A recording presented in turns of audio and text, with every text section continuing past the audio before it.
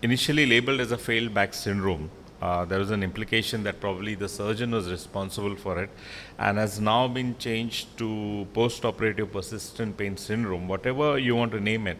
This is something that dogs all spine surgeons, and every month we have a couple of them who are not very happy, at least for the initial part. What is the incidence? So from as high as 36, I would put the average incidence in our institute to nearly 10%. Uh, it may not all be very severe, but there are majority of them are mild symptoms with maybe paresthesia, but these all come into this. What could be the etiology? There are various papers coming up with various etiologies for this. Most of it is probably inadequate decompression or instability, synovial cysts, pseudomeningocele imbalances. You can go through it, but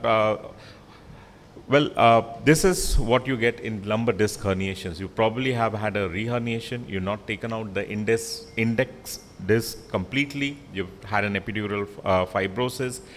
There have been intense inflammatory changes around the nerve root, or you have battered the nerve root while taking it out. So, a lot of people want to do minimal access surgery without doing adequate exposure inside, and that's when you have a cramped up space. You've not taken out enough bone or ligamentum flavum, and you want to pull out this. They're going to injure the root, and that kind of radiculitis is never going to go away. It's going to haunt you all your life. So, inadequate exposures, these are the ones that cause this.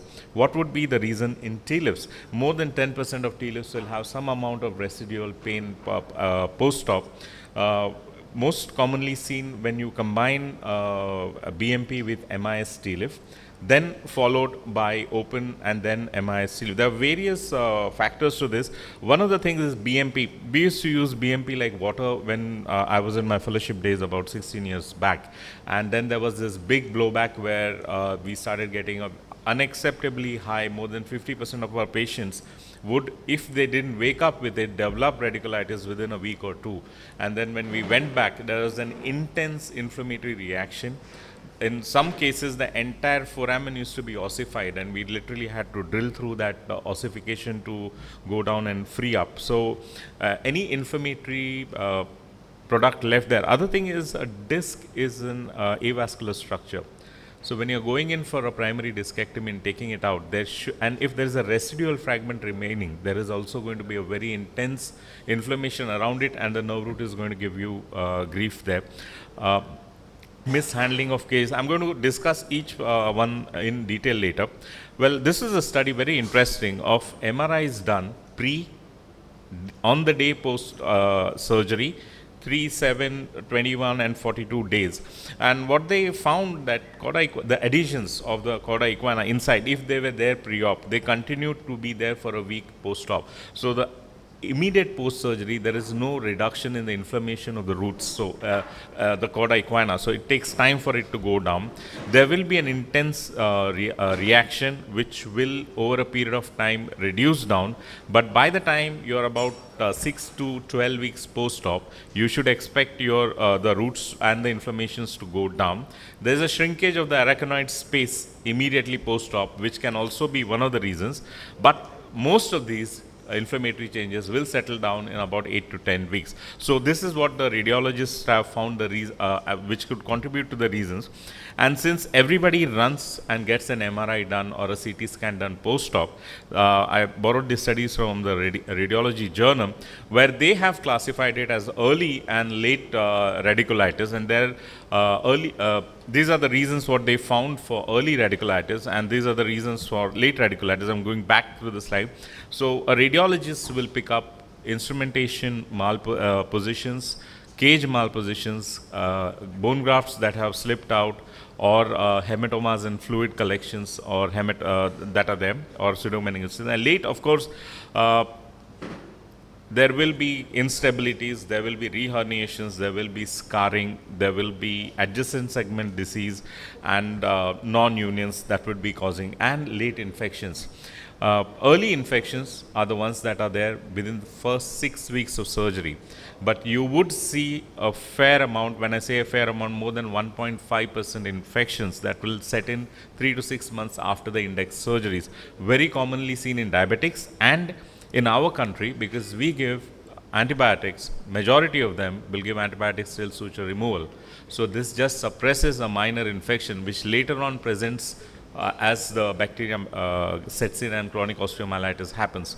There are various ways of going through this. These are papers who tell us we need to take proper history and all. These are the gives that all of us have gone through. We have to do it. Once you have this, you got to sit and what like Arvind went through his checklist. So I have a checklist of every patient where if things go wrong, what went. First thing is the pre-op. Dr. C.A. Tarwakar, my PG teacher, always made us do, Dr. Dhar will agree with, a pelvis with both hip X-ray for every spine patient that was to go for a surgery. The reason being, one of the most common reasons for the so-called claudication is avascular necrosis that we miss. With MRIs and screening of hips, this is something that has gone down, but are we looking at a wrong diagnosis? Did we diagnose wrong? Was it a diabetic neuropathy? Was it a vascular claudication? Was it an avascular necrosis? Or did the patient have psychological problems? So these are things that this patient would never improve or would deteriorate after the surgery. These are your pre-op failures that we have to work for. Intra-op, did we operate the wrong level? That's in spite of doing checks, especially when you're doing an L4-5 and L5-S1. If just a 10-degree head high by the anesthetist is going to land you up at the wrong level. It has happened to us, so be very careful of that. Did you do an adequate surgery? Was your decompression enough? Was the discectomy done properly? Were all the fragments in the canal removed, or where there was something retained? Was there any damage to the neural structures? Did you retract harshly? Did you retract beyond the midline? Especially when we do minimal access surgery and you put in a tube and you try to retract it medially, you have to understand that the tube goes at an angle, whereas in an open surgery you're looking bang in. So those stretches can happen. Enthusiastic assistant in the effort to show you better might end up damaging structures.